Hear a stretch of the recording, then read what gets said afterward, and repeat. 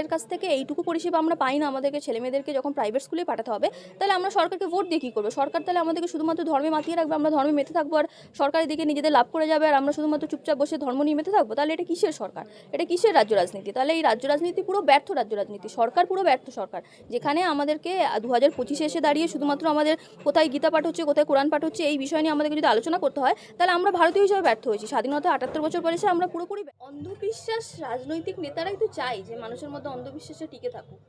হুমায়ুন কবির বলবো হোক বা শুভেন্দু অধিকারী হোক, এই সকল নেতারা তো চায় মানুষ যত বেশি অন্ধবিশ্বাসী হবে, তত বেশি এরা মানুষের ব্রেন হ্যাক করতে পারবে, তত বেশি এরা মানুষের মধ্যে নিজেদের নাম ছড়িয়ে দিতে পারবে, এবং তার ফলে কি হবে, মানুষ আসল ইস্যু ভুলে যাবে কোথাও একটা গিয়ে, যে আমাদের ভারতবর্ষের মানুষরা একটা গণতান্ত্রিক দেশের মানুষ, মানুষের মধ্যে যে অধিকার আছে, গণতন্ত্র আমাদেরকে যে অধিকার দিয়েছে, সংবিধান আমাদেরকে যে অধিকার দিয়েছে, সংবিধান নিয়ে কেউ কথা বলবে না। মানুষের মধ্যে যত অন্ধবিশ্বাস থাকবে, মানুষ তত বেশি ধর্মীয় আবেগে মেতে উঠবে, এবং এই ধর্মীয় আবেগে মেতে ওঠার কারণে কি হবে, মানুষের মধ্যে বিচার বুদ্ধিটা কোথাও গিয়ে একটা আস্তে আস্তে ক্ষয় পাবে।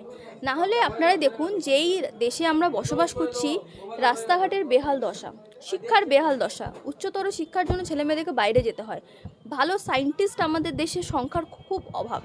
ইসরোতে আমরা জানি যে ইসরো আমাদের ভারতবর্ষে যে সায়েন্টিফিক ইনভেনশনসগুলো আছে, সেই জায়গায় গিয়ে আরও অনেক বেশি ডেভেলপড হওয়া দরকার ছিল।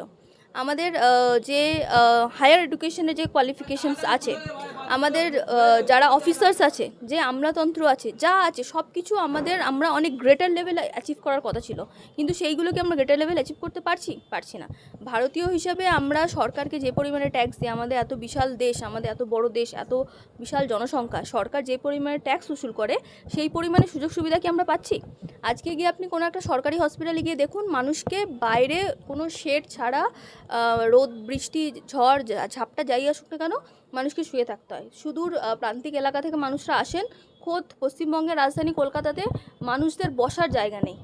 রোদের মধ্যে, বৃষ্টির মধ্যে, ঠান্ডার মধ্যে, শীতের মধ্যে মানুষদেরকে সারা রাত বাইরে শুয়ে দিন কাটাতে হচ্ছে। কেন? কারণ তারা শুধুমাত্র সরকারি পরিষেবা নিচ্ছে বলে। তাহলে যেই সরকারের কাছ থেকে আমি একটা ন্যূনতম পরিষেবা পাচ্ছি না, যেই সরকারের কাছ থেকে আমি শিক্ষা পাচ্ছি না, আমি কর্মস্থল পাচ্ছি না, যেই সরকারের কাছ থেকে আমি আমার জীবনের মানে আমাদের কনস্টিটিউশন আমাদেরকে যে জীবনের অধিকার দিয়েছে, রাইট টু লাইফ বা বেসিক নেসেসিটি যেগুলো রাইট টু লাইফের জন্য, সেই বেসিক জিনিসগুলো আমি পাচ্ছি না সিটিজেন হিসেবে। মানে সংবিধান যেই রাইট টু লাইফে সংবিধান বলে দিচ্ছে যে রাইট টু লাইফ মানে শুধুমাত্র বেঁচে, মানে প্রাণীর মতো বেঁচে থাকাকে রাইট টু লাইফ বলে না, বা প্রাণীর মতো বেঁচে থাকাকে শুধুমাত্র বেঁচে থাকার অধিকার বলে না। কিন্তু সরকারগুলো কি করছে, সেটা পশ্চিমবঙ্গ সরকার বা ভারতবর্ষ সরকার যেই হোক না কেন, সরকার কি করছে, সরকার মানুষকে এই প্রাণীর মতোই বাঁচিয়ে রাখছে, এবং মানুষ এই প্রাণীর মতো বেঁচে থাকছে কিভাবে? কারণ মানুষের বিচারবোধ কোথাও একটা গিয়ে কমে যাচ্ছে, শুধুমাত্র ধর্মীয় আবেগের কারণে। মানুষ যত বেশি ধর্ম নিয়ে মেতে উঠছে, মানুষের মধ্যে অন্ধবিশ্বাস বাড়ছে, তত বেশি মানুষ প্রাণীর মতো বাঁচতে শিখছে, মানুষ একদম লেস নেসেসিটিস নিয়ে বাঁচতে শিখছে। কারণ আজকের যুগে এসে মানুষকে যত বেশি লড়িয়ে দেওয়া যায়, তত বেশি মানুষকে বিভাজন করিয়ে দেওয়া যায়, তত বেশি সরকাররা লাভবান হয়, রাজনৈতিক নেতারা লাভবান হয়, রাজনৈতিক দলগুলো লাভবান হয়। তো মানুষ আসল ইস্যু নিয়ে, আসল কথা নিয়ে, আসল যে বিষয়গুলো সে নিয়ে কথা বলা দরকার নাগরিক হিসাবে। সংবিধানের আমাদেরকে সংবিধান যেই অধিকারগুলো দিয়েছে, সেই অধিকারগুলো নিয়ে যে লড়াই করা দরকার, সেই অধিকার নিয়ে আমরা কেউ কথা বলি না। নাগরিক হিসেবে আমরা কি ব্যবস্থা পেলাম, নাগরিক হিসেবে আমরা কি পরিষেবা পাচ্ছি সরকারের থেকে, সরকারের সঠিক মূল্যায়ন, আগামী 2026 নির্বাচন, তাহলে এই 5 বছরে সরকারের কি মূল্যায়ন ছিল, 5 বছরে আপনার এলাকার, আমার এলাকার যে বিধায়ক ছিল তাদের কি মূল্যায়ন হলো, এই বিষয়গুলো নিয়ে তো আমাদের আলোচনা করা দরকার। কারণ যেহেতু কয়েকদিন পরে নির্বাচন, তাহলে আমরা কেউ এই বিষয়গুলো নিয়ে আলোচনা করছি যে একজন বিধায়ক গত 5 বছরে কী কাজ করলো, মুখ্যমন্ত্রী গত 5 বছরে কী কাজ করলো, সরকার গত 5 বছরে কী কাজ করলো? তাহলে এখন আমরা 25-এর একদম শেষে এসে 26-এর দোরগোড়ায় দাঁড়িয়ে আমরা এই প্রশ্নগুলো করছি না। আমরা কি বলছি, আমরা এক দলের লোক বলছে আমরা মসজিদ করতে পেরেছি, আমাদের জয় হয়েছে, আরেক দলের লোক বলছে আমরা মন্দির করলে আমাদের জয় হবে। তাহলে মন্দির, মসজিদ, গীতা পাঠ, কোরআন পাঠ, এই সবগুলো করে আমরা কোথাও একটা গিয়ে আসলে আমরা নিজেদের অস্তিত্ব হারিয়ে ফেলছি নাগরিক হিসাবে, ভারতীয় হিসাবে। কারণ আমরা ভারত গণতান্ত্রিক দেশ, ধর্মনিরপেক্ষ দেশ, এখানে আমাদের প্রথম পরিচয় ভারতীয়, আমরা সকলে ভারতীয়, আমরা ভারতবর্ষের নাগরিক। সেই পরিচয় ভুলে আমরা হিন্দু মুসলমান পরিচয় মেতে উঠেছি, যেই পরিচয়টা জনসমক্ষে আসার পরিচয় না। কারণ ধর্ম মানুষের ব্যক্তিগত বিষয়, ধর্ম মানুষের ব্যক্তিগত ব্যাপার, পুরোপুরি পার্সোনাল অ্যাফেয়ার। মানুষ কি ধর্ম পালন করে সেটা তার মানুষের ব্যক্তিগত জীবনে তা থাকা দরকার। রাষ্ট্রের সামনে, রাজ্যের সামনে সেই ধর্ম পালনের বিষয়টা কখনো আসাই দরকার না, এবং সরকারের তো ভাবেই একটা ধর্মীয় বিষয়ে হস্তক্ষেপ করা দরকার না। কিন্তু সেখানে গিয়ে সরকার, রাজনৈতিক দল, রাজনৈতিক নেতারা পুরোপুরি রাজনৈতিক কারণে নিজেদের রাজনৈতিক সুবিধার্থে এরা কী করছে, এরা ধর্ম নিয়ে মানুষকে মাতিয়ে দিচ্ছে, যাতে মানুষ যত বেশি ধর্ম নিয়ে মেতে থাকবে তত বেশি স্কুল, শিক্ষা, কলেজ, এডুকেশন, স্বাস্থ্য, আমরা এই বিষয়গুলো নিয়ে কথা বলবো না।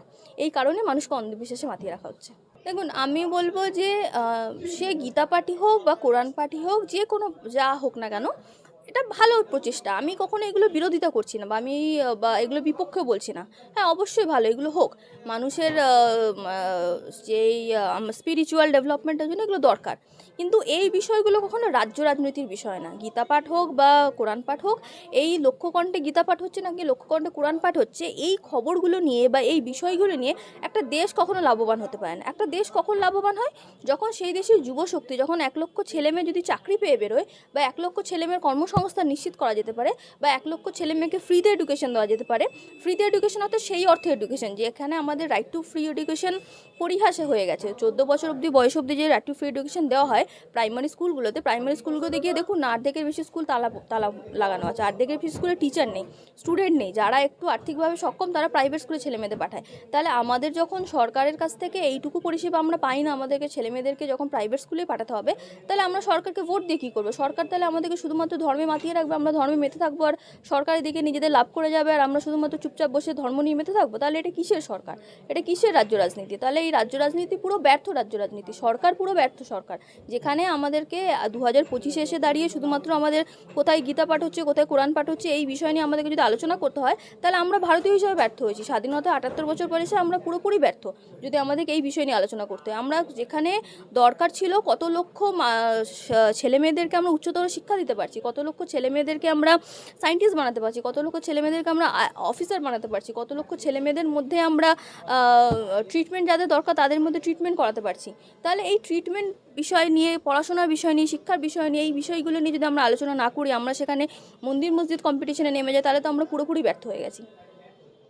যেখানে দেখা যাচ্ছে মুখ্যমন্ত্রী জগন্নাথ মন্দির করলেন তখন আলোচনা হয়, যখন হুমায়ুন কবির বাবরি মসজিদ করছেন এত আলোচনা হচ্ছে কেন? দেখুন, মুখ্যমন্ত্রী জগন্নাথ মন্দির করেছেন, সেটাও আলোচনা হওয়া দরকার। হুমায়ুন কবির মসজিদ করছেন, সেটাও আলোচনা হওয়া দরকার। একটা ধর্মনিরপেক্ষ দেশে কোনোটাই উচিত না, দুটোই অসাংবিধানিক।